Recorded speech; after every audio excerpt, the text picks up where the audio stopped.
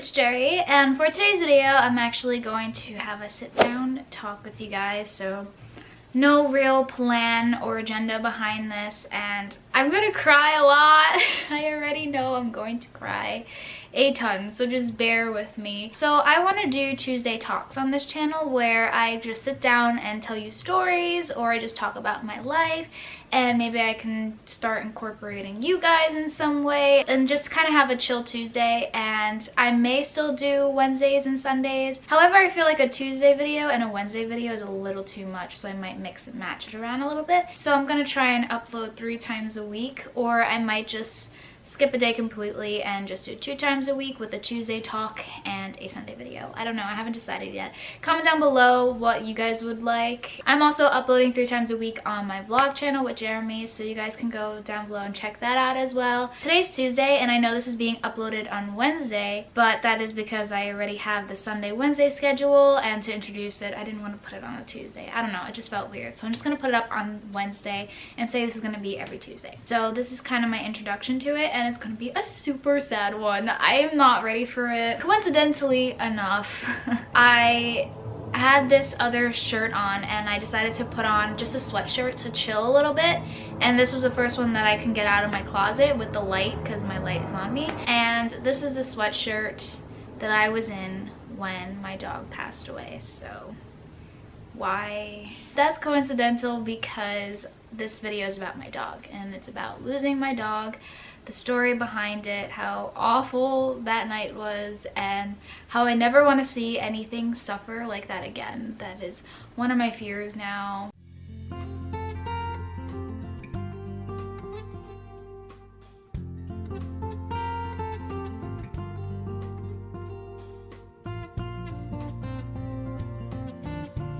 Because we're going to do that. And he's outside. Look how cute he is.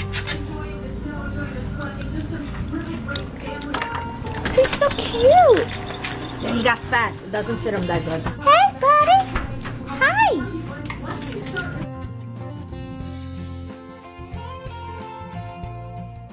I'm already shaky. Oh my gosh. Whew. So I have some coffee with me, and if you guys want to get some popcorn and coffee as well, so we can just sit and talk and maybe cry a little bit, that would be great.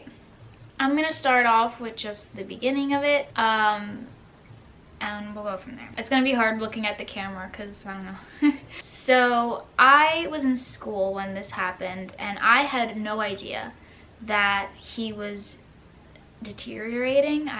Oh my god, I'm gonna cry. I didn't know that he was having problems because my parents didn't want to tell me. They thought that he would get better. They didn't know that it was fatal.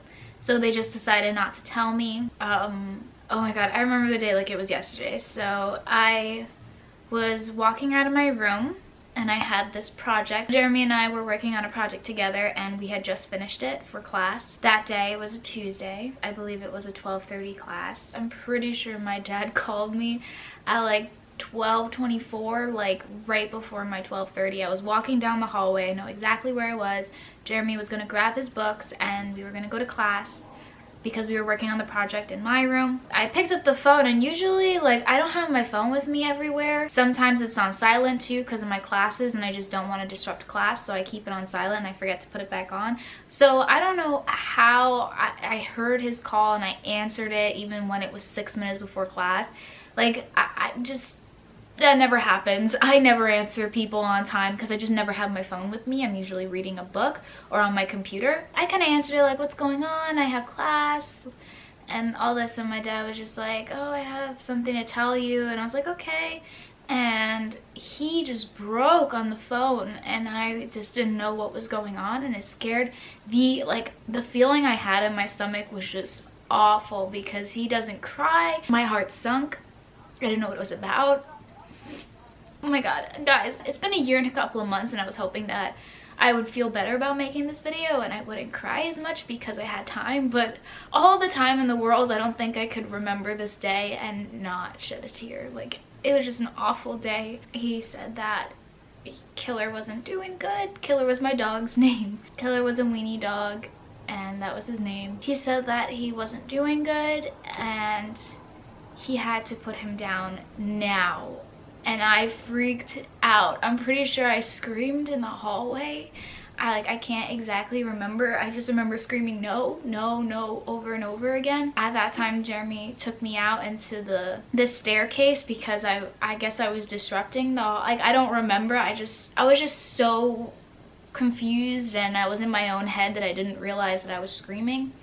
So he took me into the staircase, and then he grabbed his books and he grabbed a tissue box because I was a mess in the hallway, and I was just begging my dad to not do it and just to let me say my goodbyes. And I know I was in college. I know I was like almost an hour away because of traffic. I couldn't live with myself knowing that I wasn't there. Like, it would just have killed me. And now that I'm thinking about it, I wish he would have done it because that was the worst decision of my life. I wish I wasn't as selfish as I was, and I wish I just said, okay, do what you have to do, but I couldn't at the time. It kills me every day thinking about that, and I'm gonna tell you why. That was the only time that the doctor was able to put him down. I can't even say the words. Otherwise, he'd have to do it in the morning of the next day. My dad, he actually took him home and said, okay, you can come and you can say your goodbyes. And Jeremy drove me because I couldn't drive. And when I entered the house, he was turned the other way, facing the TV. And usually when someone enters, he goes crazy, or he'll come to the door because he was older at the time. He was 14 or 15 years old. And he'd slowly come to the door, and he just didn't move, and he didn't turn around, and he heard my voice and he started shaking, but he couldn't turn around. Like, he had no energy. I turned him around, and after I turned him around, I realized around the floor was so much vomit, and I didn't realize the extent of his suffering. I just started crying hysterically. I couldn't take it. My dad was crying hysterically. We had this dog for 14 years. This was like my little brother. This was like my 14-year-old little brother. He was more than half my life. So of course it's gonna be hard. I didn't see him as just a pet. I didn't see him as just a dog. I saw him as my little brother. So this was super hard. So I just held him for a bit, and I laid with him, and my dad had to go back to the office because he didn't work, but he just couldn't look at him anymore. He was looking at him for days now, and it gets worse. So I'm just gonna warn you guys right now that it gets worse. There's a lot of suffering, and if you've just lost a pet, I really don't want you to listen to this. You can skip to the end. I'll give you like a little timer in the description, so you can skip to that end where I'll just talk to you about the process of getting over a pet. So Jeremy was with me as well, and he was crying because just watching an animal suffer like that is horrendous. We were starving, and I left my dog on his baby bed, so I'd run and get Chipotle. I didn't want to take him with us because the car got him sick. My dad told me that the car got him sick. Chipotle was only 2 to 5 minutes away, so it wasn't anything. And I left him on the bed in the kitchen, and when I came back, he was weeping, and he was crawling, not walking. He crawled himself to the door, weeping at the door. And that broke my heart completely. I think because he was in so much pain he couldn't look at me, yet when I left, that hurt him more. So he crawled to the door. So that really like broke me when I saw him right next to the door just weeping and crying. So I laid with him. And this is one of my vivid memories.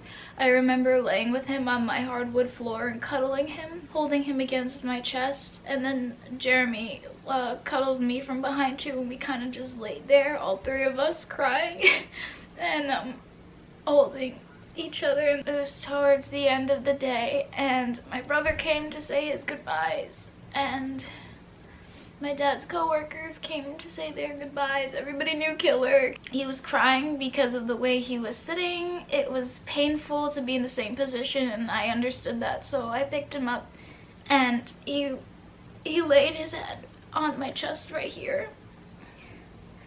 And I held him here, and not one weep, not one cry, and he just laid his head there. That was where he liked to be. And every time I laid him down, after like 10 minutes, he'd start doing this horrendous, awful screech that just broke your heart every time he did it. And you just knew, you knew he was in pain, you knew he was suffering, and it was horrendous.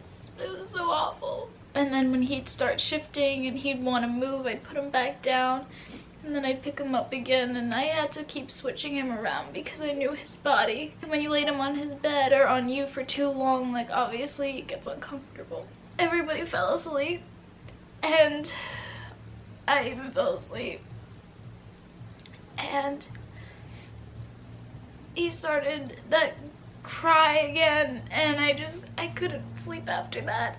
I just fell asleep for 2 minutes, and I woke up and I was like, I can't go to sleep. I'm the one who made him suffer, so I'm the one that's gonna stay up and take care of him. And at first it wasn't that bad. He would just cry, like not a regular dog cry, like don't imagine a regular dog cry, like a squeal for help. It was awful. That's what he was doing. So I decided to stay up. I only fell asleep for 10 minutes, and I was like, I'm awake. And this is where it gets rough. So everybody else was asleep, and this is where he really started to break. He shook so much, and when you held him, it was like holding bones, because he couldn't eat, he couldn't poop, his kidneys were failing, his heart was failing, everything was failing. What was on fire for him was here. So when I hold him, I'd squeeze him in this area, and that's what relieved him a bit. So every time I squeezed him there, he would stop. And if I'd rub him profusively, like rubbed his belly really hard, that also helped the pain. But I'd rub so hard that I couldn't feel my hands anymore. And then I'd change it, and I'd squeeze him like this, and then I'd go back and forth, because I couldn't put him down for a minute without him doing that screech. He started making sounds in his jaws that were like popping, and I didn't know what that was, and it was super scary for me being alone and hearing sounds here.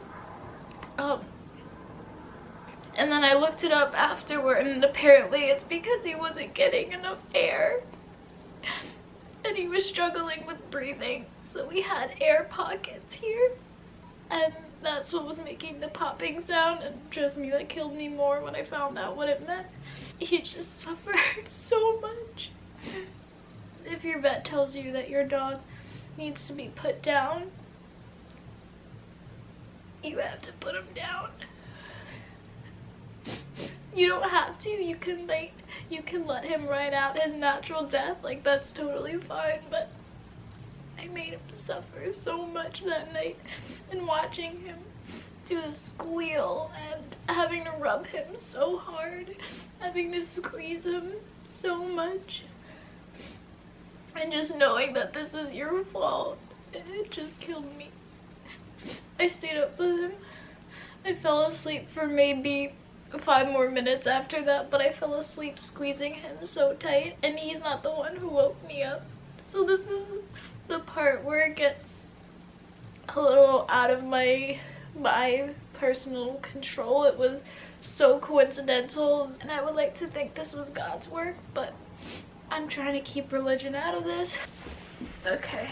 I woke up maybe 5 minutes after falling asleep. I don't know why. I don't know what woke me up. He didn't wake me up. He was quiet because I was squeezing him. So the doctor's office opened at 9 a.m. and I remember waking up at around 8:24 and checking him, like checking his face to see if everything was okay. And he was still alive. He never slept that night either. His eyes were open, and he looked so tortured. I can't do this. My dad woke up around the same time as I did. And then my mom came down the stairs, at similar times. Killer put his head back, and he put his head back and stretched it all the way back, and his mouth opened, and you can tell that it was his time. And my dad knew it, and he had just woken up. My mom came down the stairs, and she smiled because she thought that he was smiling because his mouth was open. When dogs, when you know that they're smiling, they usually open their mouth and show their teeth a little bit, and that's what it was. So she smiled at him and thought he was smiling. And I held him really tight, and he took 3 breaths, opening his mouth like this. He died in my arms. He died in my arms. I felt his life leave his body. I may regret keeping him home. I may regret not putting him down when he should have been put down and going through that horrendous night. At the same time, I think I realized that he died at 8:27 in the morning, and the doctor's office opens at 9. He went through that whole night, and I feel as if he knew, and he wanted to die at home. He wanted to die in the same room that he was introduced to when we first got him. It may not be true.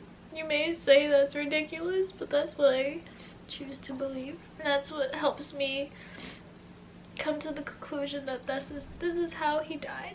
I like to believe that this is how he wanted to die, because there's no other way that all could have happened. There's no other way that my dad will say the comforting words to him that Killer always loved him. My dad talked to him. My dad talked to him often. If you guys don't know, my dad talks to himself. But when Killer's around, he always talks to Killer. My mom obviously loves giving him treats, taking him out for walks, and I always loved cuddling him. So when you think about it, when Killer died, I was holding him and cuddling him. My mom smiled, thinking it was something different, but she still smiled at him. And my dad talked to him and told him it would be okay and you can go, and he talked him through it. So I don't know how we all woke up at the same time. I don't know how we were all there to witness it. And I don't know how we all did the things that we did with him throughout his entire life. So I believe this was definitely one of those situations, one of those works that were done by God. Obviously, my beliefs are my beliefs, but it was just way too coincidental for it to be half an hour before the doctor opens in the same room he was introduced in when we first got him, the living room. But he explored for the first time the same place where he passes away. I didn't wash the sweater for months because of his dog hair. That was the hardest night of my life, the hardest day of my life. I regret a lot of it, but at the same time, I don't think that it could have been changed.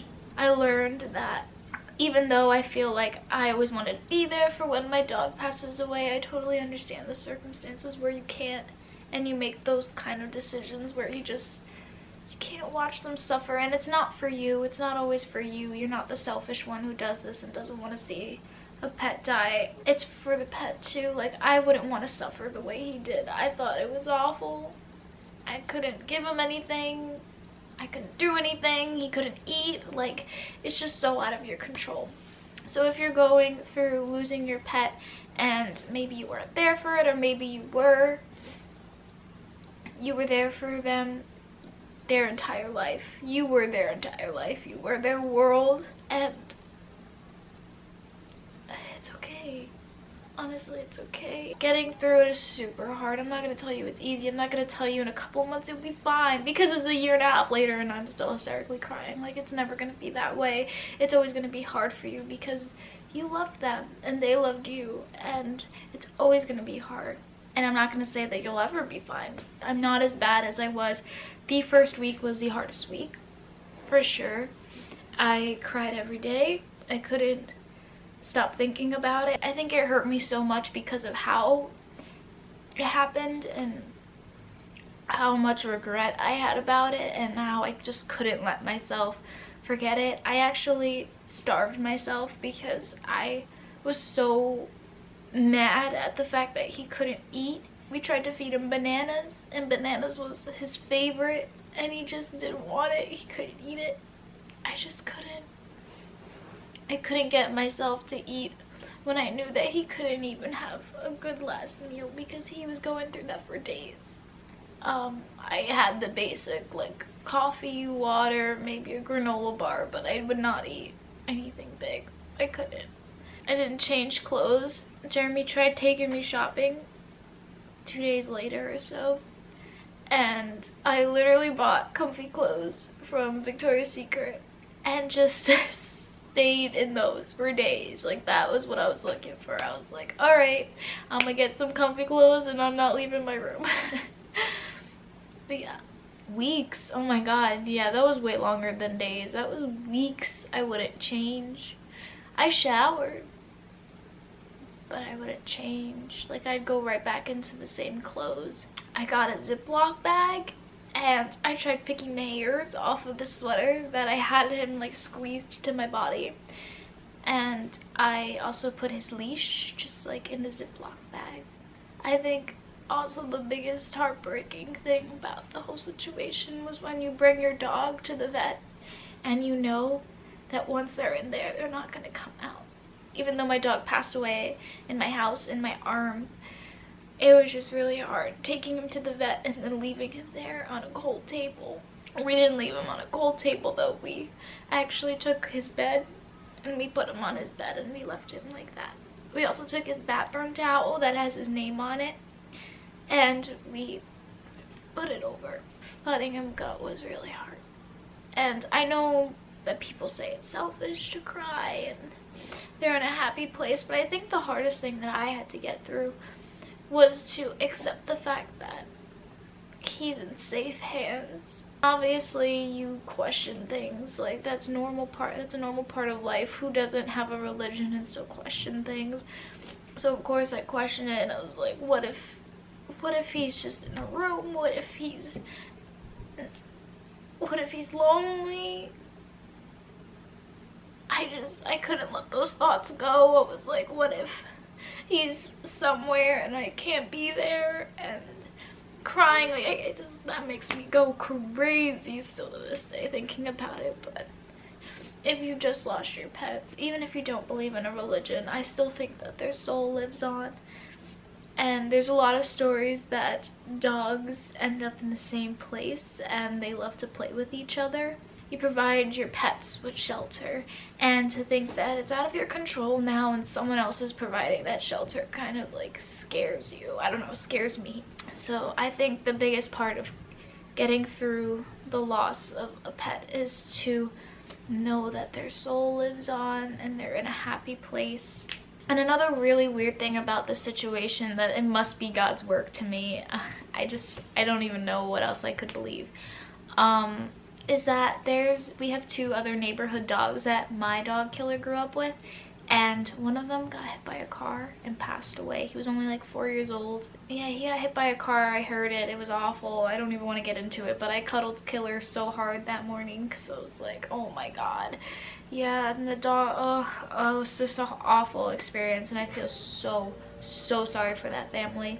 Again, that same year, my neighbor's dog, like right next to me, neighbor's dog, passed away from old age as well. And they got their dog about in the same time we got our dog, so they were about the same age. And when he passed away, I was just so heartbroken because, I don't know, that scared me. I thought my dog's time was coming, and that was my dog's bestie.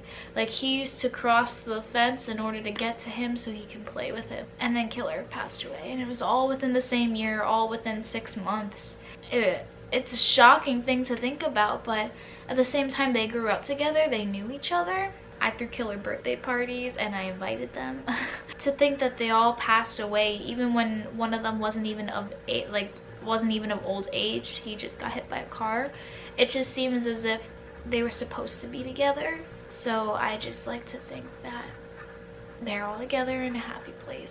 And if you're going through this, I am so sorry. I know how it feels. I just told you my story. It's awful. And I can't tell you a timeline. I can't tell you when it'll get better. But I can tell you that it happens for a reason. You can't have your dogs forever, sadly. I think it's good and healthy for people to believe that they're in better places. And if you don't believe in that, that's your choice. But personally, for me to get through it, it's good for me to think that they're in a good place. Because at the end of the day, you're still stuck with you. Even though you don't want to move forward, the world is moving forward and you're gonna have to move forward too. So that was also really hard to get through, was that when it all happened and I look around and no one's affected by it, it's just me. And that's so sad, because he was such an amazing dog and I would want everybody to know him. I would want everybody to be blessed with him and having him in their lives, but no one stopped. Everybody kept moving. If you are going through this, your pet was amazing, your pet loved you, and you loved them. They wouldn't want you to stop living your life. They wouldn't want you to be in too much pain. Obviously, you need to cry it out, you need to let it out, because it's the worst thing. There comes a time where you gotta move forward. I'm not saying forget, never forget, always remember. I will remember, of course, but don't always remember the bad things. Try and remember the good things too. Try and remember the happy moments you had with them, and not the fact that they're no longer there, but the fact that you have the memories that will live forever. They won't, but your memories will. I love you guys so much, and I will see you